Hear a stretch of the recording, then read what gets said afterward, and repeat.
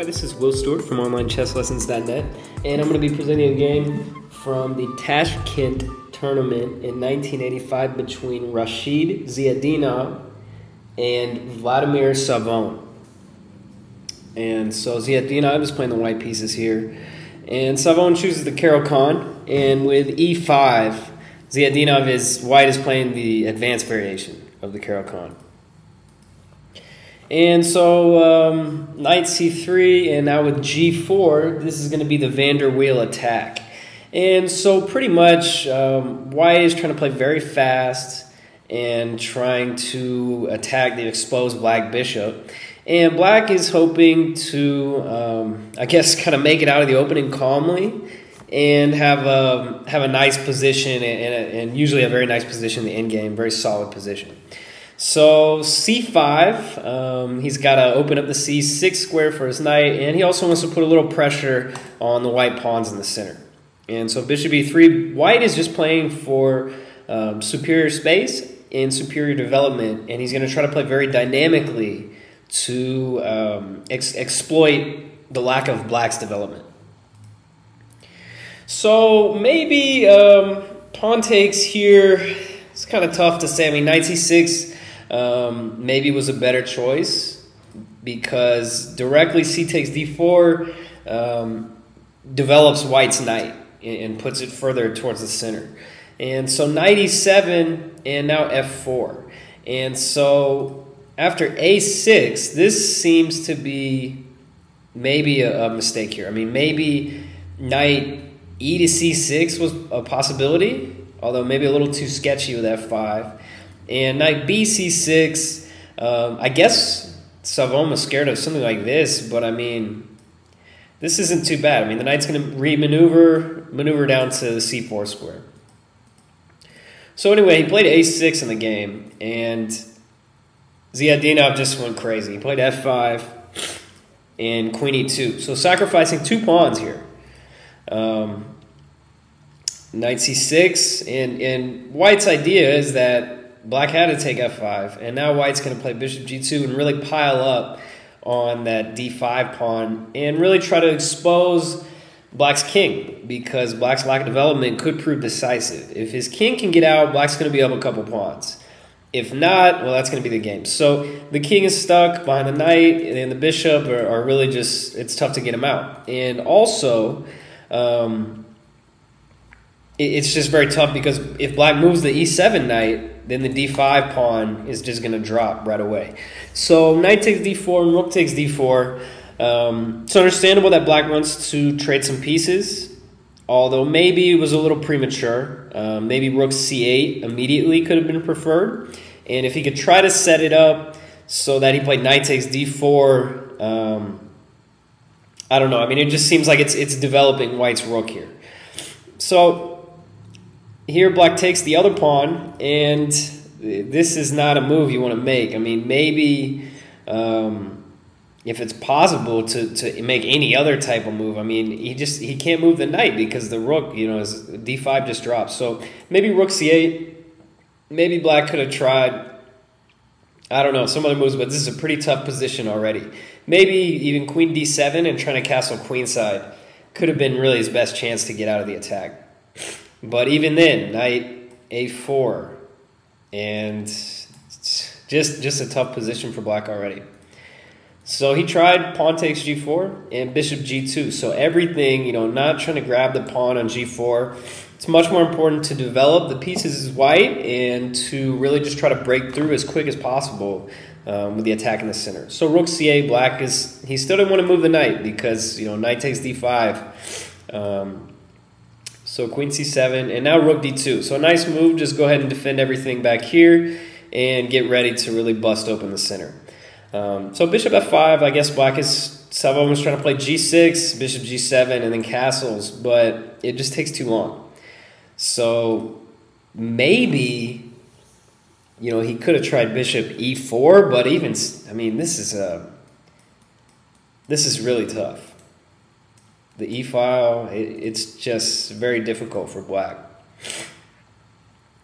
So instead, bishop takes d5, and you can see all of white's pieces are perfectly centralized and perfectly coordinated. So knight c6. So finally, you know what black was waiting for. White had improved his position the most he could, so it was time to play, you know, bishop takes d5. And so rook f4. So the rook is just killing it along the 4th rank. Its influence on the position is huge. Bishop takes e5, pretty sketch, but I don't really see any alternatives. Maybe bishop e6, you know, when I was first looking at it, but then I thought about it. There's no way to defend the e6 pawn. There's just too many holes in black's position. So instead, he tried queen takes e5, so trying to, you know, at least snatch a few pawns. Maybe he can sack a piece and get out of this somehow. Queen to c4, a really nice move. Extremely active, and, you know, black can't snatch the piece. Just going to drop his queen. So here, black is in some serious problems, and he played the only move to try to defend the f7 pawn. Queen to a4, a nice check. This is not so easy to see. So bishop d7 just would lose on the spot. Definitely not going to work. And let's look at the other ideas. Savon played b5. Now, at first, I was like, maybe could he play knight c6? Like, could he get away with it? And then I looked at this crazy line.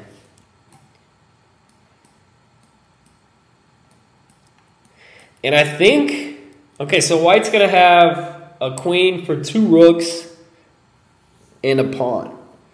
So the material balance would still favor black a little bit, but I looked a little deeper.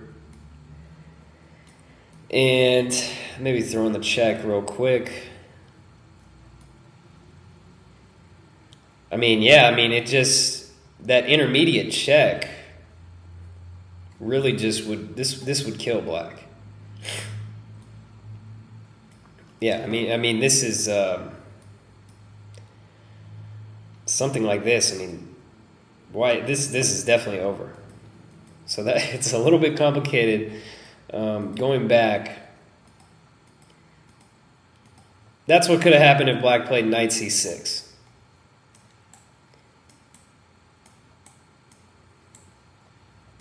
And white's attack is too strong. So queen c4 was killer. It was setting up all kinds of threats.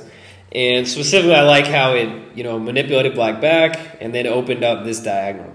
So Savon tried b5 and now takes, and the diagonal is still open. Bishop e7, I mean, what else can black do? I mean, bishop d7 just tactically gets slaughtered. So black is in some serious trouble. So queen takes a6, bishop e7 trying to bail. And, I mean, it's just, there's no way out. Ziatdinov plays very accurately. So he picked up a couple pawns. Now, the position is, material-wise, is dead even, strangely enough. But black just can't catch his breath. So queen takes e3. G6 fails miserably to bishop d4. It's not going to work too well. And anything else, I think bishop g6. I think bishop d4 is still an idea. Bishop d4 maybe, and then tripling on the f file. Yeah, I mean, that's pretty killer. So he tried queen takes e3. Trading some material is always a good idea when you're defending. But bishop to f6. So it seems like maybe black is going to get out of this into a pretty inferior endgame. But knight to e4. So the immediate queen a6 doesn't quite work because, well, for one, black could try bishop takes here. Or he could even try rook takes. So it doesn't work. And even, you know, possibly queen c5. Just an idea. But the immediate queen a6 doesn't work. So instead, Ziatdinov played knight e4. Controls critical squares while attacking the f6 bishop. And white is literally controlling all of the squares in the center. Every single square in the center. So h5 was tried by Savon, trying to get his king out. maybe he can play rook h6, something like that. But queen a6 now, and all of a sudden white, black can't take a piece on c3, and the rook is just hanging, and he can't even go back with queen c5 to try to defend the rook. Any kind of spite checks, these are just checks. They're not going to do anything. So after queen a6, I mean, what can you do? I mean, you got to defend the rook c7. Now queen d6, he just resigned because, rook e7, I mean, that just drops a piece. And anything else, I mean, the rook's going to drop. So really an absolutely fantastic game by Rashid Ziatdinov. Absolutely crushing Savon. Really put on a clinic on how to play aggressive attacking chess.